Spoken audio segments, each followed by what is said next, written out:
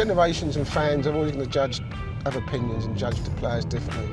But I'd be disappointed if someone said that Paul Pogba was the better Paul than me at United.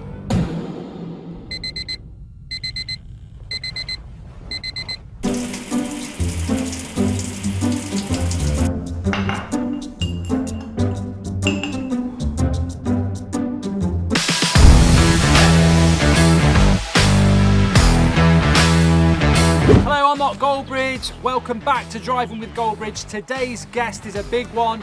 He's England's second best player to wear a bandage. It's Paul Ince. Here we are then, Paul Ince, Driving with Goldbridge. Looking forward to it, Paul? Yeah, I think so. Not sure about your first comment, but about the bandage. Not happy about that. Not sure I should get in the car with you, but... Get in the car, Ince. Let's get in the car and do it.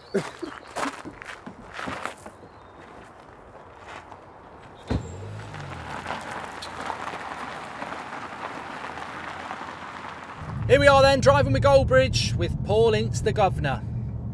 Hi, son. I bet you don't like being a passenger, do you? I don't, especially when you're driving. That's for sure. I'm a good driver. You kind of drive like Miss Daisy, to be fair, if I'm being honest. I'm keeping both hands on the wheel. Yeah, because I don't normally drive like that, but I know you're going to tell me off if I don't. No, I like those ones where you just kind of just have your little finger and thumb on it and you just kind of cool and chill, because we've got the shades on, haven't we? Yeah. So we're looking at nuts at the moment. But you're driving like Miss Daisy. That's cool, I understand. You know, it's me next door, so... I don't want to be on the headlines for, Ince and Goldbridge in close M25 for 6 hours. Or Goldbridge runs over a cow.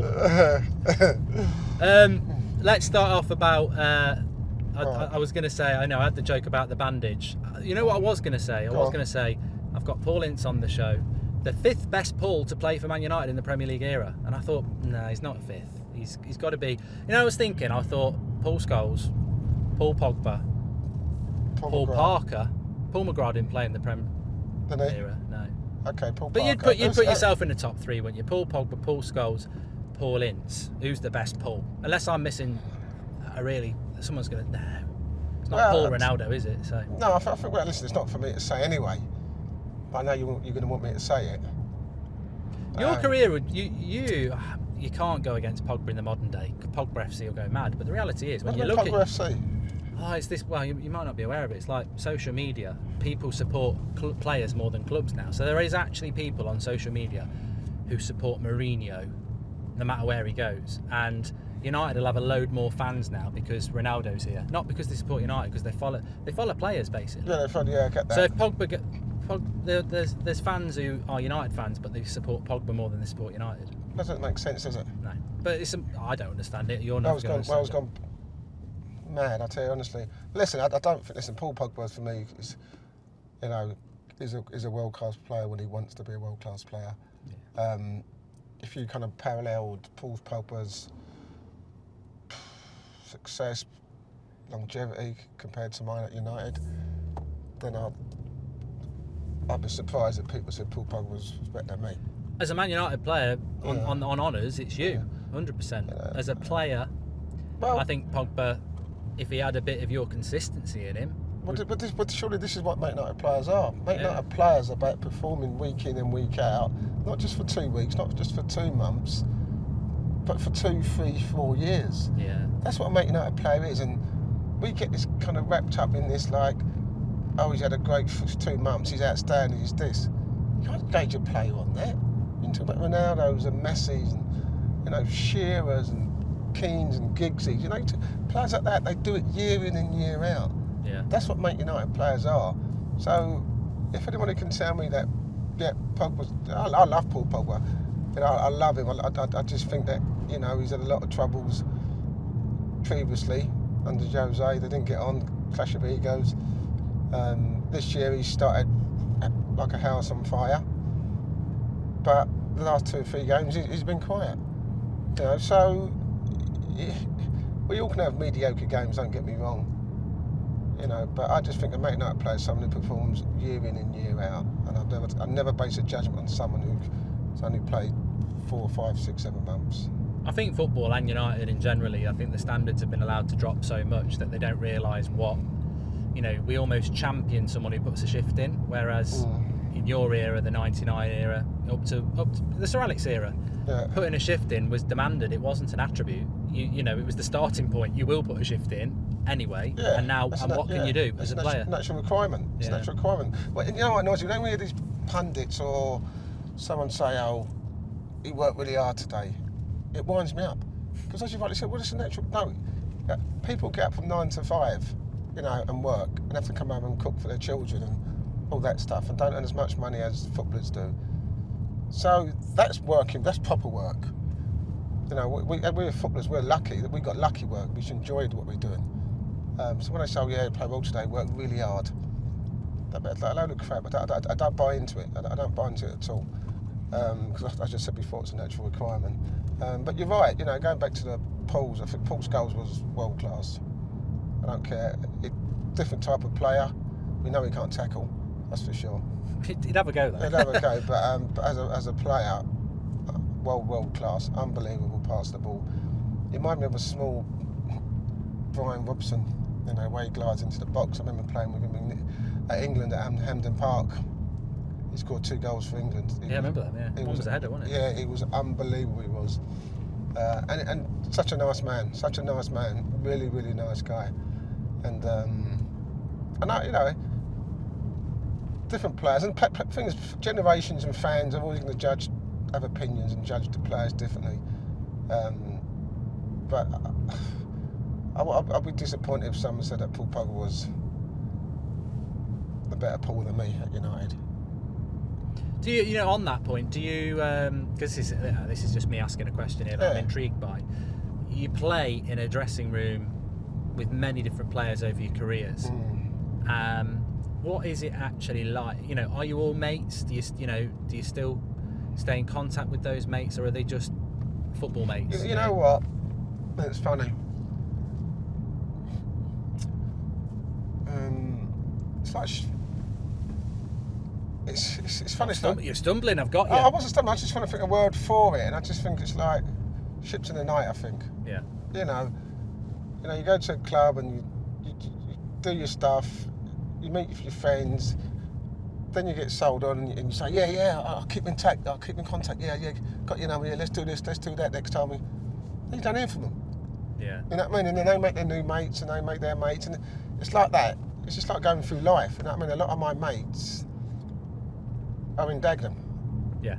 And I always make sure every time I come to London that I get a chance to go down and see them for an hour or 2 hours, because they're my proper mates. So I always do that. And I never say to someone, right, listen, if I leave a club and you're still there, I'll give you a call next month, and not do it. But people do that, and I think it's just the way football is, And I suppose it's quite a selfish industry, because you've got to be selfish, haven't you? So when someone moves on, it's like, well, can't dwell on that. Yeah, it's gone now. I've still got another couple of mates. You meet other mates. You go to another club. You meet mates with them. I had mates at West Ham. I got mate United. I become mates with Giggsy and Keeney and Eric, people like that. And then I go to Ince and I make mates with Roberto Carlos and Jokaev and Nicola Berti. Then I go to Liverpool. You know what I mean? So you make mates with Fowler and Jamie Redknapp. So it's just the way football is. But they always say you can count your friends on one hand from a football point of view, and I'm still very close with Giggsy. Anyone else? Righty. Yeah. Les Ferdinand. There's not a lot. You know what I mean? There's not a lot. But you're not in that. You're a bit like Keeney in that way, aren't you? You're not really in that United bubble. No, I'm not.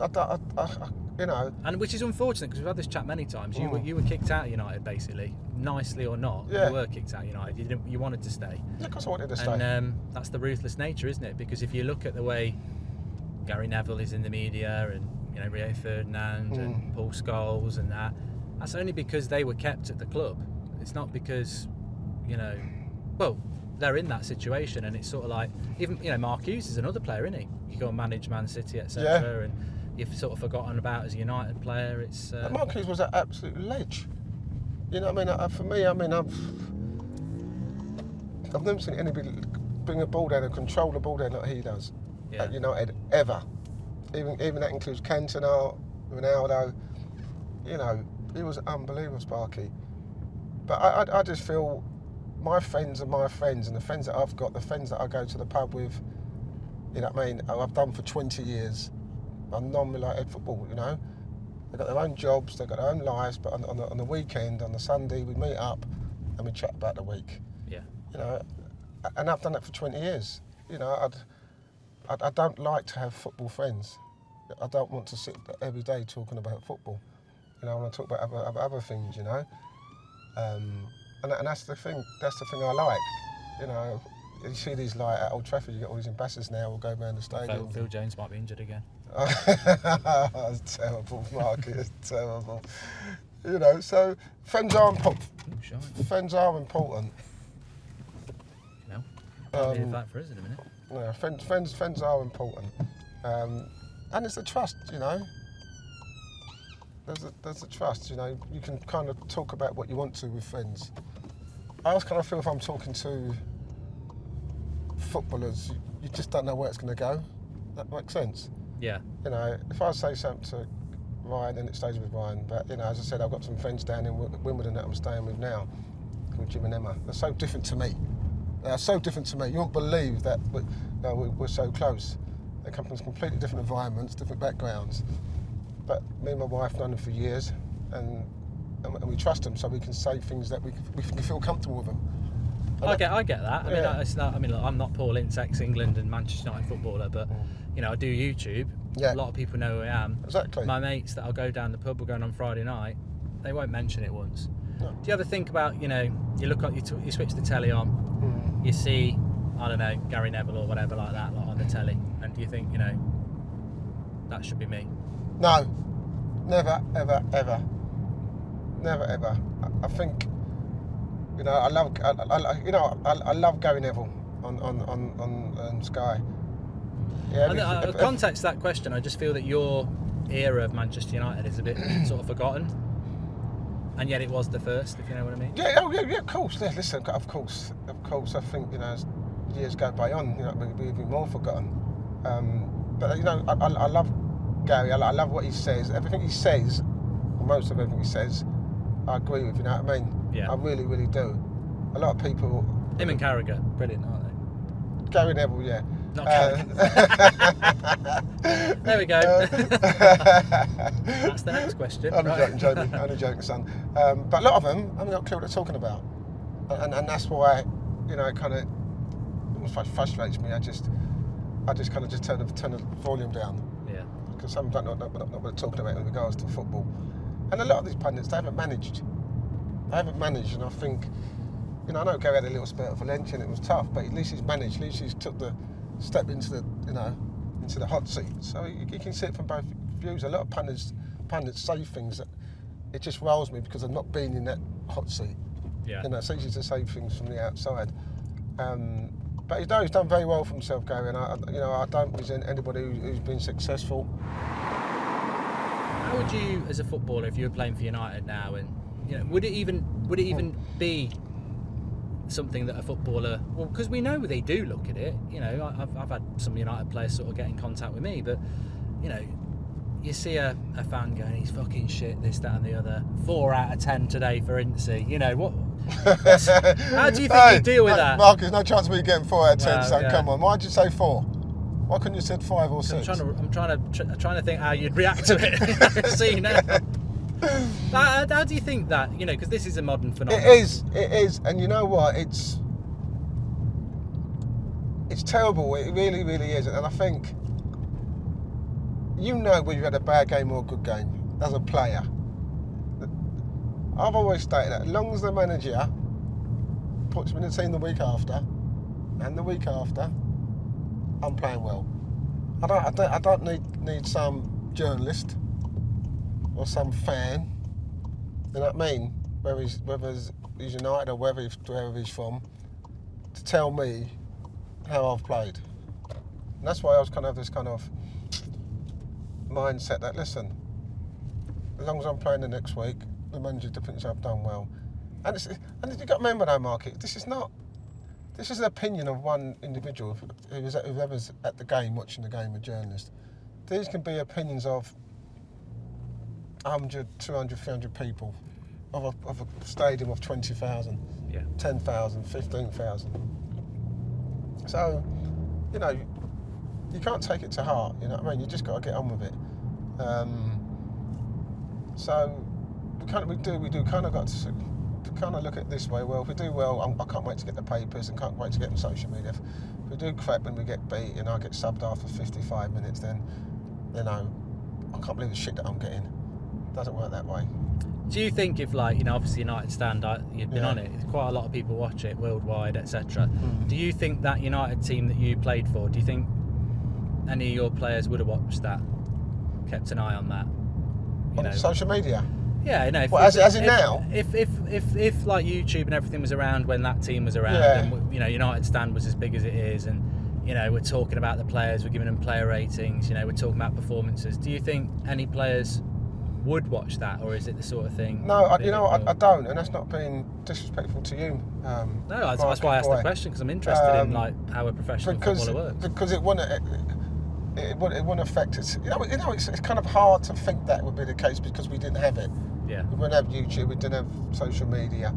But I know for a fact the likes of Schmeichel, you know, the team, Tough, Keane, Hughes, McClare, Robson, Keane, it won't bother them what you thought, what other people thought. It wouldn't affect them. They wouldn't go to bed thinking, oh, he thinks I was crap and can't sleep tonight, keep tossing and turning. It won't bother them. You know what I mean? It wouldn't happen. Because if I was crap on a Saturday, I'll be told by Robson, I'll be told by Keane, I'll be told by 5 or 6 of my teammates. And you'd know yourself. Yeah. Some of these players think they play well. Some of these players go in on a Monday, look at the board, it says, oh, so-and-so's run 15 km on Saturday. And he's not in the team. He says, why am I not in the team? I ran 15 km last week. Well, where did you run? You were running in the wrong position. You might have run here, you was hiding. There's a lot of things to do. So stats can sometimes be white noise. And it does wind me up sometimes when people talk about stats all the time. But yeah, I think players nowadays just... I think players nowadays do take notice of it, but I think the answer you've given is probably a glimpse into what... We wouldn't. What that should be the answer, because I don't do United Stand because I think, oh, Harry Maguire or Luke Shaw might be watching. If they do want to watch, fine. I don't do it for that. I do it to chat with fans about what's going on with the club. And I'd much prefer that they didn't watch it because they knew when they put in a bad performance and they're focused on what them and their teammates need to do, which is win trophies for Man United. Yeah, exactly. And I'm sure some of them don't. But then again, it's the way of the world, you know. I remember going into a changing room once at a big club and they were doing a training session and I went back in to talk to this player. It was Jamie Carragher, funny enough. When Roy Hodgson was in charge, and I walked in, and as I walked in, there was about 15 players sitting there, and I had to whisper. I'm sitting to Jamie like this, like I'm next to you, and I had to whisper to him because it was that quiet in there. They were all on their phones, their iPads. The first thing they do, run in straight to the locker. Who's on my phone? Social media. And I'm thinking, wow. In our time, you'd walk into the change room, there'd be all this laughing and shouting, or someone would be getting water thrown over them, or we'd be playing head tennis in the changing room, or there'd be music going on, and you know, it's just a complete different generation, isn't it? Yeah. And a different mindset, and this is why I know when we have you on the show or something like that, or we do a show or anything like that on the United Stand, I know they are seeing it because they're on their bloody phones, they're on social media, they know social media better than I do, and I'm doing it. So yeah, it is interesting that. And how different it is. One of the things I did want to ask you about football as well is, was there any player that you just didn't like as a footballer? You know, like was a bit of an arsehole, you know, didn't... I'm not talking that they have to be a United player, but, you know, it's a I've played football, but not to the level you have, but it's its own arena, isn't it? Like, you do come against players that you think he's a complete arsehole, you know. You know what? No. And the reason why I say no, because I'd never let myself get away from what my job is for the team. Yeah. You know, for the fans and that. So if I'm playing against someone, I think he's an arsehole, he's a knob, he winds me up, he does my head in. Yeah. All of a sudden my focus is going elsewhere. You know. So there's always been ones where I think, yeah, I can't wait to smash him. You know what I mean? Or you know. But you know, I'll always dislike someone or try and act revenge on someone if they do one of my players. You know what I mean? They do a Scholesy or someone like some midfield player tries to take out Giggsy down the wing or Becks, and I think, yep, he's getting it. You know, or just see me and Kenny chasing after him. You know, I remember they used to call me Gazza's bodyguard in Euro '96 because anyone who tried to do him, I'd try and react with revenge on him. You know, and that was a bit harsh to be fair, because that wasn't, my game was more than that. You know what I mean? Yeah. But no, I never said that I disliked anybody. No, I don't hate anybody. You know what I mean? If someone hurts me or hurts one of my players, and I'll try and make sure I do them. But you know. Here's a story then. Like when I go to bed at night, sometimes I'll think about scoring a goal, even at my age now. Now you've done that. Do you ever? Is there like a moment? I'm not saying you think about it when you say you think about scoring a goal, you mean what type of goal? It's always a header. Why is it always a header? I don't know. Just like always. I've got a weird brain anyway, but I'll always, like, when I'm thinking, it's always like, just before I'm going to sleep, I just think about a really good cross and oosh, you know. I don't know whether it's Sir Alex or the such. I always like a good cross and a header. Yeah, but is there a certain game you're in, or is it a certain competition? Or just scoring a goal for United at Old Trafford, you know, header. That's it. I don't know. Adulation, just for that moment. Yeah, you can't beat scoring a goal, can you? Whether it's in the playground in front of the girl you fancy, or it's, you know, you're winning a trophy with your Sunday team. It's great, but. Two questions. One, do you ever think back on moments? And two, what if you know, we were talking about this, trying to explain to Paul these NFT things, which I don't even understand. If there's a little glimpse that, you know, your dream moment as a footballer, what do you look back on? Is it a goal, a moment? You know? And do you think back on it as a retired footballer? That's a good question. That's a really good question. It surprised me coming from you. Just buying seconds, that is. I never look back on things really, and sometimes things happen for me to look back on things. Like, as I said, like 3 weeks ago, I got the Hall of Fame thing, induction into the. I knew you'd drop that in. I didn't drop it. The reason why I dropped it in. No, well done. It was good. Very good. The reason why I dropped it in because should have got it before some others, I think. Oh, amen to that. But I'm just glad that I got it. Yeah. But the reason why I said that, because I looked from me standing there, getting awarded that, the journey that it took me to get there. Yeah. And you look at the teams, the moments in your career, and I always kind of think about 89-90 FA Cup final, but, you know, versus Palace, because as a kid, you know, and everyone can, you know, resonate to this, is that as a kid, when you played in the playground, you used to play a game called Wembley. Yeah. Didn't we? Yeah. Everyone played Wembley. Let's go and play Wembley. But they don't play it now. Don't play it no more, no. You know, games. Wembley was about getting to Wembley, winning the FA Cup, walking up the Royal Stairs. That was what Wembley was about, and that was every kid's dream. It wasn't about... The FA Cup was the biggest game, wasn't it? Of course it was. It was the biggest domestic trophy in the world. And that's what the kids spoke about at school. And even like when I went to West Ham and I started playing in the league, you know, it wasn't about the league, it was about the FA Cup final. So to get there and play at Wembley, for me, was like a dream come true. Because that's all that any kid in the playground dreamed about, was playing at Wembley. And, you know, walking up those steps, and I know we went to a replay, you know, and it was the second final was terrible, wasn't it? Mm-hmm. Neil Webb, Lee Martin. Lee Martin got the winner. Lovely ball. Lovely ball. Great finish, to be fair. You know, it's funny though, I saw Lee Martin the other day. He plays over up near me in the golf course. And he sits in the pub. Sometimes you see him in the pub and people don't recognise him. And I think to myself... It's an iconic goal. That's, you know, he's the one who scored it in the FA Cup final. Something I'd love to do. Yeah. I'd love to do. And spoiled though, aren't we, United fans? That's the shame. Yeah, so, I mean, that's a moment for me that you never forget. I also remember 92-93 winning the title, obviously. Because it was last year Brian Robson played. Robson was my idol. He was the one I wanted to just try and, you know, resemble as a midfield player, you know, growing up as a kid.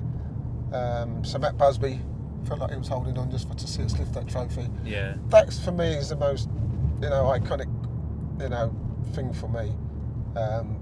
For that to happen to us at that time. But from a personal note, I've been very gifted, very lucky, very fortunate, you know, to play for the teams that I've played with. Playing for my country, I suppose Rome, 1997 is probably, you know, when I speak to a lot of fans and on the street, they say, you were great for Liverpool, or you were unbelievable for Man United, you should have never left, and all that stuff. Or it's, best night of my life was when I was in Rome, 1997, we got that draw, you were immense. You know, there's no one specific moment that I look back on, but it's just nice to know that fans, you know, appreciate what you did, you know what I mean, for their clubs, you know, and that's probably the most important thing you can say. There won't be one moment, because I wasn't a goal scorer, you know what I mean. I never dreamed about scoring goals. I did score quite a few goals. I scored a couple over kicks, you know. I know, you're telling me about it. I'm You have to go and Google them. They Don't count on FIFA, you know. It's got to be real. were definitely real. I scored one at Calgary. I scored one at. I scored 2 for Inter Milan. I scored one at United against Blackburn in the Community Shield. Charity Shield. I scored at the time. Yeah. And I scored one against QPR for Man United. You know, but for someone who's just maybe a sitting midfield player, you know, I think I've got about 80 odd goals. Not bad. Which ain't bad. So listen, I've been fortunate, mate. I've had a great career. Would you change anything in your career if you could?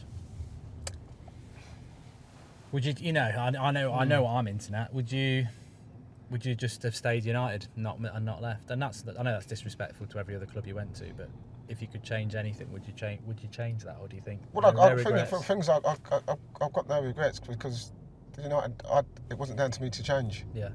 As I said, you know, when you're, you know, been at a club for 6 years and you're talking about another 4 years, that's 10 years, that's you done. Yeah. So then after that, because I wanted to go into management, I'd either have done. I mean, you see a lot of players now go into the youth systems, coaching under 18s, you know, I mean, under 23s, that type of stuff. You know, that could have been me. You know, I would have gone into management, whether that has been at Man United or just learning my trade there with the younger kids and trying something else on, as we see players do. That would have been me. You know, you're comfortable in life, you're happy. You know, you've got your wife, you've got your kid, everything's perfect. And then you got to move on. So, but I couldn't change that. You know, and I don't think there's probably. The only thing I'd probably change, Mark, was probably going to Blackburn as a manager. Yeah. I think it was too early for me. Wasn't ready for it. I think it was something that I couldn't turn down.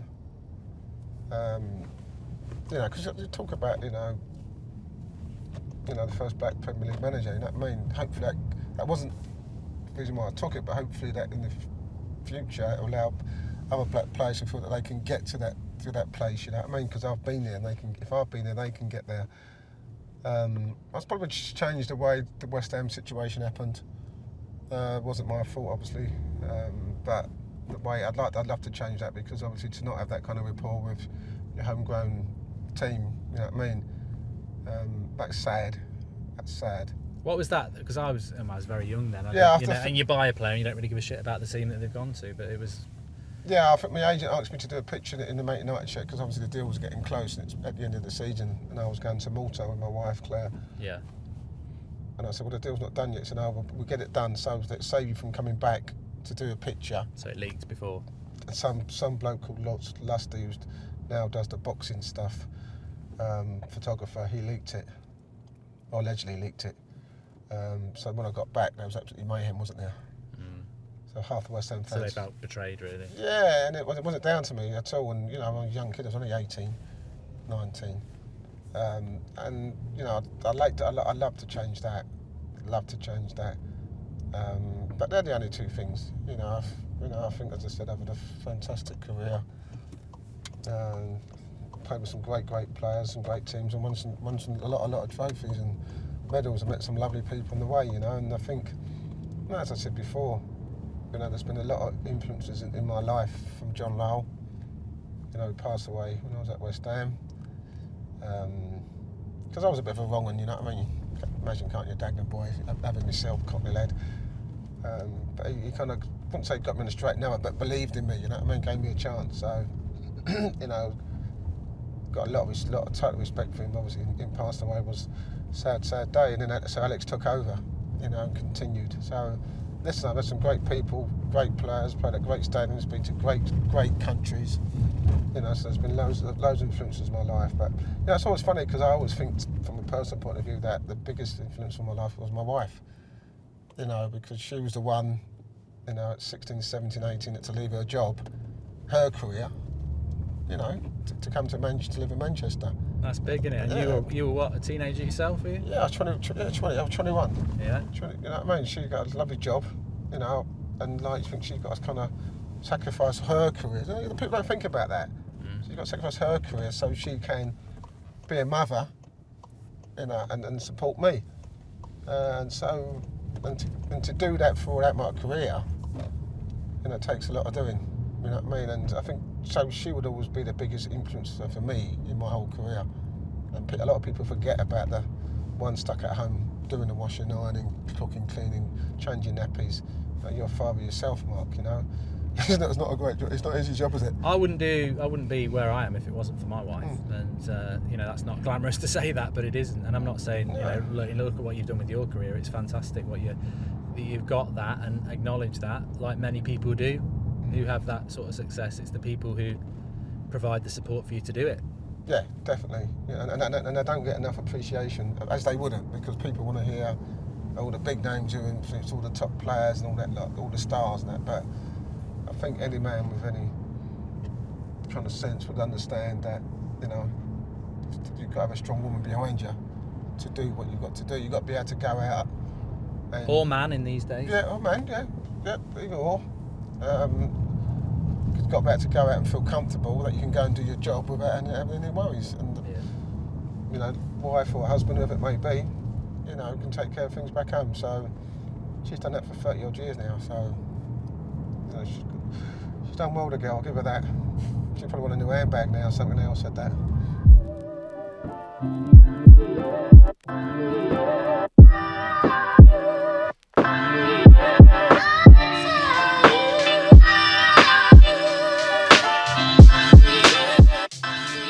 We're going to be talking a few more things, Paul, but I tell you what, I'm hot. Are you hot? I'm absolutely bloody roasting. It's 24 degrees outside and we've got the heating on. Let's turn this off. How'd you do that? Magic in my hands. I wish I had them in the feet like you.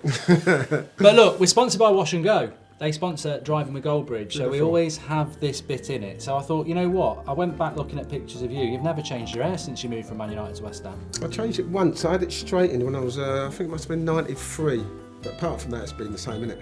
Yeah. What can you do with it? You can't really do anything, can you? I can't plait it, I can't... At least you can wash it. You know, some people, you know... Don't wash it, There's a few players out there who aren't blessed with that. Although they get rugs on the top now, don't they? I did actually think once about getting it growing dark and gave me little plaits and little dreadlocks of that, but I thought... Should have done that at Liverpool, no? You know. Yeah, we don't mention Liverpool in this show, do we? Well, You do, you mention it every time. We already have. But look, I've got a few pictures from the past of other funny haircuts. There's you and Gaza. Beautiful. Did he not try and get you to bleach it in '96? No. To be fair, no.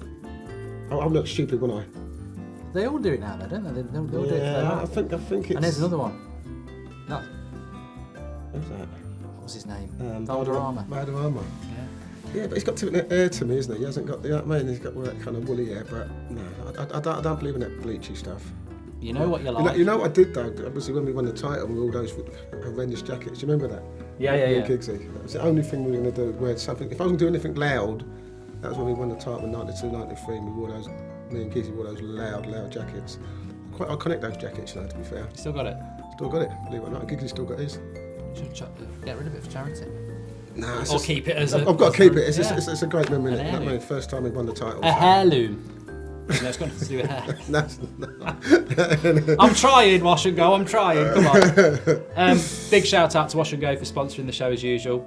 Let's get on with the interview. One thing I did want to talk about is that, you know, you played football at United and England and other clubs, which not going to mention anymore. In a time when the Premier League was just coming through, social media didn't exist then. One thing I always find interesting is, like, you know, how did you deal with retirement? Because you did keep playing for a long time. And, you know, you see some of the players that you played with, you know, Gaza, he obviously clearly struggled with that.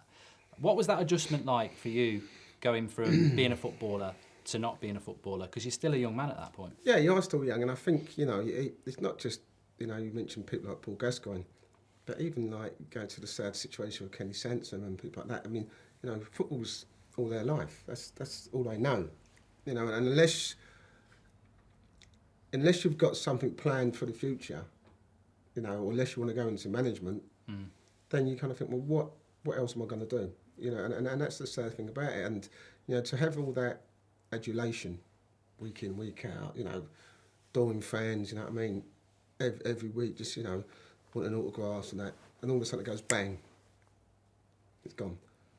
And then all of a sudden you're stuck indoors, nothing to get up for. I think that's the hardest part when, every day you're doing the same thing. What should I do? I always feel that you've got to have something to get up for.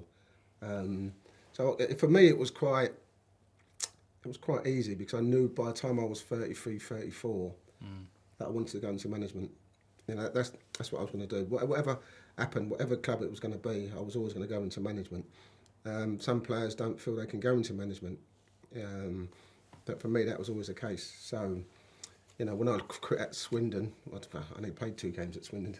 This is the long ball football. This is long ball football. I said, no, I'm not playing there no more. I'm retiring. That's me. That's me done. So on at half time, I said to Dennis Wise, take me off. That's me finished. I was 37. But at the time, I actually initially went to Swindon to work with Wise and Gus Boy on the coaching side. So I was already trying to learn my stuff anyway. And then I got the call from Macclesfield to go and manage them, bottom of League 2. And I thought, it's funny because when you look at people like Steven Gerrard and Frankie Lampard and all these people going to the top clubs, and you think, well, their career's not been much better than mine. I've got to go and manage the worst team in League 2. Why do you think that is? Do you think there is an issue for yourself, or is an issue in football? Do you think it's getting better? I mean, there's not. Why is it that Lampard and Gerrard, Gary Neville went to Valencia? I mean, he had a mate there. Yeah, the mate there. Yeah, I get that. So I think it is. It's like black managers have to work harder than obviously white managers. It's a fact. There's no getting away from that. We have to go through more obstacles. Because there's not a lot of black managers that actually prove themselves in the past. There's not been many black managers full stop. If we're talking about 30, 40 years ago, we had 20, 30 black managers who had been successful at certain levels, then it might have been a different situation, but there's not a lot of black managers in football. So for us to kind of progress and push that through, we have to be successful when we do take these jobs. Yeah. And no disrespect to Sol, he went to Macclesfield like I did, done a great job, but then get Southend, at the bottom of the table. I was fortunate in the fact that I went from, I went pretty quickly for MK Dons, got them promoted into the Premier League with Blackburn.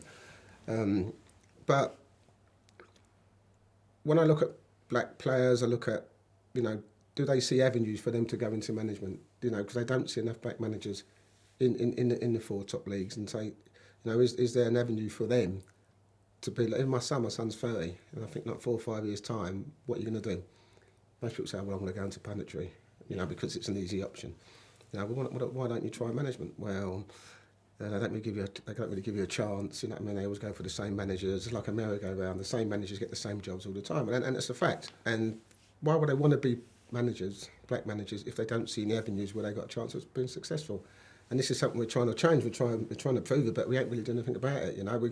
We're talking a lot about it, but there's no actions. I think other people pretend they're asleep to it. You know what I mean? And they need to be waking up, and that's the problem. Well, it's a double-edged sword as well, isn't it? Because like you say there, it's almost like people are defeated with, why should I try? I'm not going to get anywhere, and therefore you get less people wanting to do it in the first place, which becomes a problem. Do you, your managerial career, is it over? Have you got any intention of going back into that now? You speak about you went into that when you retired. You like your golf now, you do a bit of punditry, you're on your stand, stuff like that. Is that you done in management now? I wouldn't say it done. I still feel there's a kind of void, that, if I thought to myself that I had a torrid time as a manager, and that's not for me, but, I've managed in all 4 leagues, you know what I mean? My winning ratio is around plus 40, and these are teams where I've been firefighting. So I've not been teams where I've been given a load of cash and said, go on, let's down to you now. Excuse me, every club I've been to, I've had to, just one of the smallest budgets. So I know I can manage, put it that way. I know I can get a team promoted. I know I can save a team from relegation. So if you're an owner and you said to me, listen, Paul, we've got a 3-year contract. You've got 3 years to get this team where I want to get to. Don't worry about the year 1, year 2. This is where I want to be after 3 years. If you ain't done that, you lost your job. Then I'll take it. If not, then I've got no interest. Yeah. So you don't get. It's a project. You want the right project with the time to do that project. Yeah, it doesn't matter whether it's legal. You want Solskjaer's job. You did sort of hint at that, but no, I didn't hint at that. You said you wanted it. No, I didn't hint at that. I didn't hint at that at all. I said that what happened with Mourinho, where the players looked fed up, there's a lot of stuff coming out of it, the way Mourinho had set his team up, part of the bus type of stuff, and they had the personnel there to play a different way. The players weren't happy, you could sense that. There wasn't a happy changing room, and the environment wasn't happy. So all I'm saying, when Solskjaer came in, the fixtures were perfect. There weren't even any hard games. All he had to do was release the shackles. Yeah. And get them smiling, get back in training. Get bounce. And I'm saying Mark Hughes could have done that. Steve Bruce could have done that. Anyone who knows United, it's not. They were saying, "Oh well, we got Allen because he knows United through and through." But so did Mark Hughes. So did Steve Bruce. Yeah. So, and that's what I was trying to say. It wasn't a hard decision, for me. But all I'm saying, as time went on, then even United fans were questioning, well, is he the right man? Is he not the right man? So that was the only point I was trying to prove. Because if it's anybody, I knew United, not as well as Brucey or Keane or something like that, but any Manchester United player who'd been here for a period of time could have gone and done what Solskjaer did at the time that he did, because it wasn't hard to change it. Yeah. And the fixtures were great. That's what he was brought. He wasn't brought in to be the manager 3 years later. He was brought in for 5 months to make the fans feel good, the club feel good, and then we'll get a manager in the summer. Yeah. And he took the opportunity. And I think what you said is probably right. If you're bringing somebody in just to give the team and the players and the fans a bounce, he took that opportunity. I've been in teams and I've been where managers have come and gone, and I've seen the spirit of the team, the spirit of the change room, the camaraderie just be like so negative. And all the managers just come in and just change one or two things, go out of a few games, bit of head tennis, just change it dynamically in a different way. And all of a sudden, within 2 days, everyone's like, yeah, manager's great, yeah, that type of stuff. And that's what Ollie's done. We win a few games because they're easy games. That's what Ollie did. He's taken it on to a level now where he's earned himself a 3-4 year contract. But, it's all about winning trophies for me. Do you think that the modern day, we see all this after England lost, and you get all the racist stuff. You get players coming out saying, they're struggling with the not the racist stuff. I get abuse and this, that, and the other. What do you think as a player that you're a young lad in the 80s, you come to Manchester United. There's no social media, but there's a different level of a different type of abuse and stuff like that. Where do you sit on this? Because you've got people being championed. We've spoken about on some of the shows I've done about mental health, and you get footballers coming out talking about that and the abuse they get. And then some people say, well, you're an entertainer, you're getting paid a lot of money, you've got to expect a little bit of that. And then you've got some people saying, it's disgusting, they shouldn't be getting any abuse at all. I'm not talking about the racism, I'm talking about, you're a load of shit and this, that and the other. What was it like when you were playing? Listen, I understand this, and this is, as I said, social media allows these idiots to voice their opinions. When we played, there wasn't no social media, there wasn't no radio shows. The fans were going to the pubs with their mates and voicing their opinions to each other in the pubs, whether he was rubbish or whether he was great. We never got to hear all that. You might hear it on the terraces, but nowadays it's easy for someone to just voice their opinion. And listen, players have got to be able to accept that if they're rubbish, there's going to be 10,000 people on social media saying you're rubbish or this. You've got to be mentally tough to deal with that, But it's no big deal for me, that type of stuff. But when it gets down to racial, discrimination and things like that, then that goes too far. And my time, listen, we suffered a lot more. And I always kind of look at this and I think, when you look about the Luther Blissets, the Cyril Regis, the Laurie Cunninghams, people who are kind of like flag bearers for what, were coming to us. I mean, I remember my debut, and I remember warming up, and John Lyle goes, I warm up down the line. So I warmed down the line, and I just remember, first time I've ever stepped, on first, and then all of a sudden I hear all these like monkey chants and people throwing bananas at you and coins and that. Now, for me, that was a shock. I knew of it because I was, even when as a West Ham lad, I watched West Ham play as a kid. So the likes of Clyde Best, you know what I mean? And then I used to hear like the monkey chants from the opposing fans and that. So you kind of know what to expect, but you thought it was part of the culture, because it was. It was part of the way society, how it was. So, but actually witnessing it on a personal note as a young kid who was only 18, 19, and you just think, wow, this is what it's supposed to be. And I suppose my upbringing allowed me to be able to be tough, you know what I mean? Because obviously I've witnessed standing on street corners since I was 12, 13, you know what I mean? Down in Dagenham, and people driving past and calling me this and calling me that. So in a funny way, it was like I was used to it. You know what I mean? From a young age, and I think a lot of black people were used to it from a young age. So it didn't affect. It actually made me more hungrier and more determined. So if I went on that pitch, you know what I mean, just shut them up. And it continued, and if you can't block it out and you let it affect your performance, then you're never going to be a footballer. And I always wanted to be a player. I always wanted to be the best I possibly could. And I thought, if I'm going to let these bigots, you know what I mean, by throwing racial stuff at that, affect the way what I want to do, my dream, then I'm never going to make it, you know. And that toughened me up. That toughened people up like Righty and Les Ferdinand. And then we discuss these things, and we go back to where it all started. And we've all got the same story to tell, but we've all made it through the end of the tunnel at the other end, and we've had to deal with it and take it. And it was not even just that. I think that the hardest thing for me was that, you know, I'm married to a white girl. You know what I mean? Claire, and I've been with my wife 30 years. You know, and you know, walking down the streets, you know, a black person and a white wasn't known. You know what I mean? So I used to get abuse for that. You know, even though mum was white, she used to get abuse. You know what I mean? I used to get abuse because it wasn't known that a black person can go out with a white person in the 80s. So it was coming from both ends, on the pitch, when you're walking down the road, you know, people just stare at you and start whispering about you. So all that kind of in a perverse type of way put me in good stead for what I was going to experience as a footballer. And you know, when I see players moan about, you know, social media saying they're this, they're that, you know, as long as it's not racial, they've got to be able to deal with it. If you don't deal with it, then you give it to someone who's just going to do your social media for you.